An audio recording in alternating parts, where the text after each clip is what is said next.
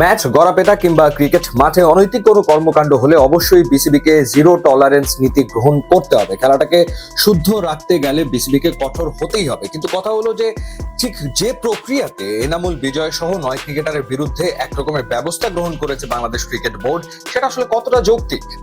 প্রথমত, গত আসরে এমন কোন ঘটনা ঘটেছে যেই ঘটনার কারণে একটা তদন্ত কমিটি তারা 900 পৃষ্ঠার একটা প্রতিবেদন জমা দিয়েছে। সেটার প্রেক্ষিতে যে ইন্টিগ্রিটি কমিটি করেছে বিসিবি এবং যেটার প্রধান হচ্ছে অ্যালেক্স মার্শাল, তার পরামর্শ মতে এই 9 জনকে বিপিএল এর অকশন থেকে বাইরে রাখা হয়েছে।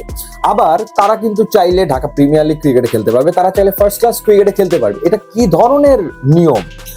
এনামুল বিজয় তিনি তীব্র প্রতিবাদ জানিয়েছেন এবং তার মান ক্ষুণ্ণ হয়েছে, তিনি সেটা জানিয়েছেন এবং তিনি বলেছেন তিনি যদি দোষী হয়ে থাকেন তাহলে প্রমাণ দিক এবং তাকে আজীবনের জন্য ক্রিকেটে নিষিদ্ধ করা হোক। এনামুল বিজয়ের কথা ভীষণ রকমের যৌক্তিক, কোনো সন্দেহের ব্যাপারে নাই। কিন্তু বিসিবিকে এখন পর্যন্ত কোনো প্রমাণ সামনে আনতে পেরেছে তেমনটা কিন্তু আমরা দেখিনি।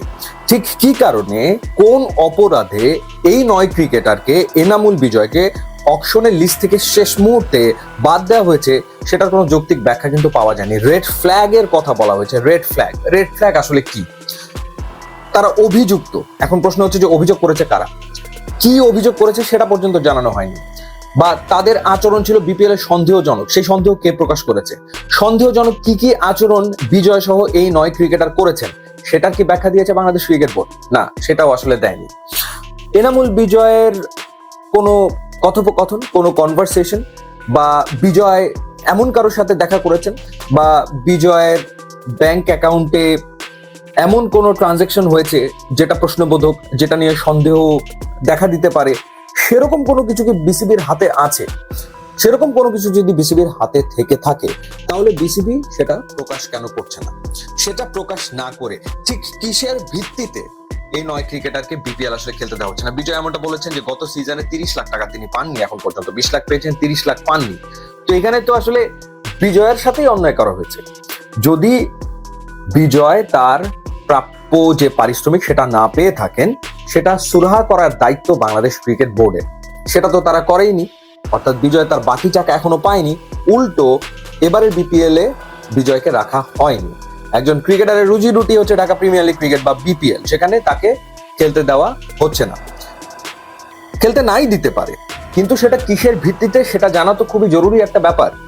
এই যে 900 পৃষ্ঠার ভেতরে কি উল্লেখ করা হয়েছে, বিজয় কি এমন করেছেন, সেটা অবশ্যই বিসিবি তো জানানো উচিত।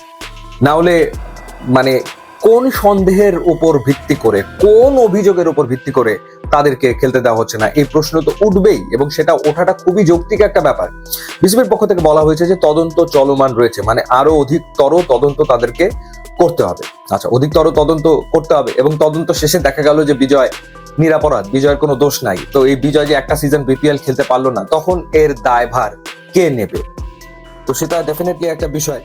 খেলাটাকে পরিচ্ছন্ন রাখতে 9 ক্রিকেটারকে দূরে রাখা হচ্ছে, তার মানে তো অলরেডি তাদেরকে শাস্তি দিয়ে ফেলা হচ্ছে, তারা আসলে অপরাধ করেছে, তাই তো? কিন্তু বিসিবি আবার সেটা বলছে না, বিসিবি কিন্তু সেটা স্বীকার করছে না। বিসিবি বলছে যে অকশনে কারা থাকবে না থাকবে এটা একান্তই আমাদের এখতিয়ার, আমরা যাদেরকে রাখবো তারাই থাকবে, এই 9 জনকে রাখা হয়নি। এবং কেন রাখা হয়নি সেটা কি তারা কোনো রকমের কোনো ম্যাচ গড়াপেটার সাথে জড়িত কিনা সে ব্যাপারে স্পষ্ট কোনো বক্তব্য বিসিবির পক্ষ থেকে নাই। এটা কি ধরনের কথা? হয় তথ্য প্রমাণ দিয়ে বলে দিতে হবে যে এই কারণে তাকে রাখা হয়নি, তথ্য প্রমাণ দিয়ে বলতে হবে যে এই কারণে বিজয়ের আচরণ ছিল সন্দেহজনক, তথ্য প্রমাণ দিয়ে বলতে হবে যে এই কারণে বিজয় ছিল অভিযুক্ত। সেগুলো কোনো কিছু না করে শুধুমাত্র জাস্ট মৌখিকভাবে বলে যে সন্দেহজনক, অভিযুক্ত, সে কারণে রাখা হলো না, এটা কোনোভাবে গ্রহণযোগ্য আসলে হতে পারে বলে আমার কাছে মনে হয় না।